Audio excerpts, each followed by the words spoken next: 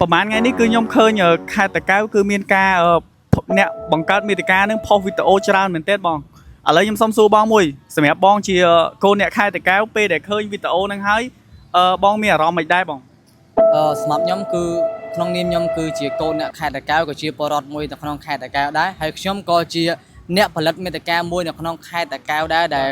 អាចនិយាយបានថាមានបទពិសោធន៍នៃការធ្វើវីដេអូនឹង4ឆ្នាំហើយខ្ញុំក៏មិនមែនជាបុគ្គលអីដែលល្បីខ្លាំងណាស់ណាដែរក៏ប៉ុន្តែនៅពេលដែលខ្ញុំបានឃើញវីដេអូបែបនេះគឺខ្ញុំមានអារម្មណ៍ថាអន់ចិត្តខ្លាំងមែនទែនក្នុងនាមជាគាត់អ្នកផលិតមាតិកាមួយហើយគាត់គឺជាមនុស្សរបស់មហាជនមានន័យថាគាត់គឺជាមនុស្សដែលមានឥទ្ធិពលធ្វើអ្វីមួយមានការគ្រប់គ្រងហេតុអីបានជាគាត់ទៅធ្វើ content បែបហ្នឹងទោះបីជាខេត្តនឹងមានការអសន្តិសុខបែបណាក៏ដោយក៏ប៉ុន្តែវាជាខេត្តខ្មែរតែមួយទេគេព្យាយាមផ្សព្វផ្សាយអ្វីដែលល្អបើមិនជាគាត់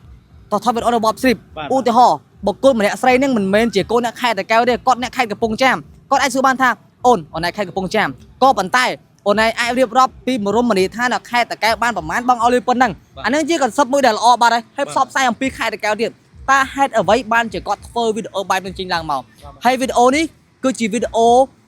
នៅក្នុងដៃរបស់គាត់មុននឹងគាត់ផុសគឺគាត់ធ្វើការកាត់ហើយធម្មតាកាត់ក៏យើងស្វែងយល់ពីវីដេអូបើយើងថាចេញមកទទួលលទ្ធផលបែបណាដែរក៏ប៉ុន្តែមនុស្សយើងពេលខ្លះដឹងលទ្ធផលហើយក៏ប៉ុន្តែប្រហែលនៃការធ្វើវាហើយមានបងប្អូនមួយចំនួនក៏វេកញែកច្រើនខ្លាំងមែនទែនថាវីដេអូហ្នឹងហេតុអីបានជាទៅស្ដីឲ្យអ្នកដែលស៊ូគេមិនស្ដីឲ្យអ្នកដែលគេឆ្លើយ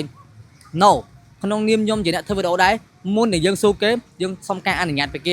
ហើយបើសិនជាយើងស៊ូអ្នកដែលមិនដែលស្គាល់គេមិនឆ្លើយមក reflect លឿនបែបហ្នឹងទេគឺជាការព្រៀងទុកខ្ញុំហ៊ាននិយាយអញ្ចឹងហ្មងហ្នឹងហើយបងហ្នឹងហើយហើយ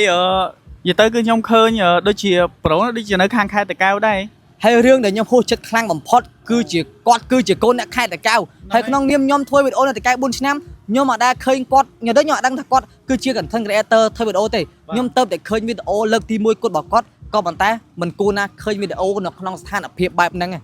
អូបាទបងប្អូនសម្រាប់ខ្ញុំអ្នកជាកូនអ្នកខេត្តតាកែវគឺខ្ញុំឃើញវីដេអូគាត់ហើយគឺខ្ញុំអន់ចិត្តមែនទែនដោយសារទី1គឺគាត់យកខេត្តខ្លួនឯងយកទៅលេងសើចអញ្ចឹងបងប្អូនបាទគាត់លេងសើចដោយមិនបានគិតមុនអញ្ចឹងខ្ញុំពិតជាអន់ចិត្តមែនទែនហើយជាចុងក្រោយបងមានអីនិយាយណែនាំទៅដល់យុវជនដែលគាត់បង្កើតមាតិកាអត់បងសម្រាប់ខ្ញុំជាចុងក្រោយខ្ញុំសូមស្នំពរទៅដល់អ្នកដែលគាត់កំពុងតែចាប់ផ្ដើមធ្វើវីដេអូរៀនធ្វើអញ្ចឹងគាត់ត្រូវយកបទពិសោធន៍ដែលអ្នកដែលគំរូដែលគេធ្វើវីដេអូបែបល្អឬក៏សិក្សាឲ្យបានច្បាស់ចាំជិញនៅវីដេអូហើយអ្នកដែលគាត់កំពុងតែធ្វើវីដេអូដែលមានភាពល្បីល្បាញនៅក្នុងបណ្ដាញសង្គមសពថ្ងៃគាត់ធ្វើអ្វីដែលល្អនិងត្រឹមត្រូវប្រកាន់ជាប់ដោយភាពត្រឹមត្រូវហើយយើងគឺជាកូនខ្មែរតែមួយទេហើយក្នុងនាមយើងគឺជាកូនខ្មែរមិនថាយើងខេត្តតាកែវឬក៏ខេត្តកំពតខេត្តផ្សេងណាក៏ដោយយើងផ្សព្វផ្សាយទៅអ្វីដែលល្អយើងផ្សព្វផ្សាយទៅវាមានខុសទេហើយណាមួយទៀតគឺប្រទេសយើងត្រូវការអ្នកដែលចេះដឹងហើយយើងគឺជាមនុស្សរបស់មហាជននៅពេលដែលយើងផ្សព្វផ្សាយដែលល្អទៅគេនឹងចងចាំយើងហើយខ្ញុំមានតែប៉ុណ្្នឹងដែរហើយខ្ញុំក៏សូមជូនពរអ្នកនរគ្នាមានសុខភាពល្អហើយព្យាយាមធ្វើអ្វីដែលត្រឹមត្រូវទៅហើយខ្ញុំធ្វើវីដេអូនៅតាកែវរយៈពេល4ឆ្នាំហើយខ្ញុំអត់មានតែធ្វើអ្វីដែលចង់បានពីផលប្រយោជន៍មួយដែលឲ្យគេមកជន់បលិចខេត្តយើងឬក៏លើកតម្កើងខេត្តយើងខ្លាំងជាងខេត្តគេទេយើងខេត្តណារីចម្រើនយើងគួរតែលើកតម្កើងខេត្តមួយនោះដោយសារអីវាជាប្រទេសកម្ពុជាតែមួយហើយខ្ញុំក៏សូមអរគុណដល់លោកអភិបាលខេត្តដូចជាលោកអភិបាលក្រុងឬក៏ដូចជាលោកពូដែលគាត់ធ្វើការបងប្រុសបងស្រីដែលគាត់ធ្វើការខាងរដ្ឋាភិបាលទាំងអស់គ្នានៅក្នុងខេត្តរបស់យើងក្របថ្នាក់ដឹកនាំរបស់ពួកគាត់ខ្ញុំសប្បាយចិត្តនៅពេលដែលឃើញមួយរយៈនេះគឺមានការអាប់ដេតខ្លាំងមែនទែនដូចជាការរីចម្រើនដាក់តាំងផលិតផលខ្មែរដូចជាផលិតផលក្នុងស្រុករយៈពេល3ខែរឿងរងថ្ងៃសៅរ៍អាទិត្យអញ្ចឹងខ្ញុំផ្សព្វផ្សាយទៅអត់មានខុសទេក្នុងនាមយើងជាអ្នកផលិតមាតិកាអញ្ចឹងមិនធ្វើឲ្យអ្នកផ្សេងនៅខេត្តផ្សេងគាត់អាចបានដឹងតែខេត្តយើងវាមានការអាប់ដេតឬក៏រីចម្រើនអញ្ចឹងទេនៅពេលដែលគាត់បានឃើញវីដេអូហ្នឹងគាត់ចង់មកបាត់ហើយហ្នឹងហើយបើសិនជាគាត់ផ្សព្វផ្សាយអញ្ចឹងទៅគេល្អបាត់ហើយហ្នឹងហើយមានប៉ុណ្ណឹងអរគុណជាចុងក្រោយគឺខ្ញុំសូមអរគុណដល់បងប្អូនបាទដែលគ្រប់គ្រងពួកខ្ញុំផ្ទាល់ផងដែរហើយជូនពរខ្ញុំសូមនិយាយប្រាប់ដល់បងដែលធ្វើមាតិកាសូមមុននឹងធ្វើ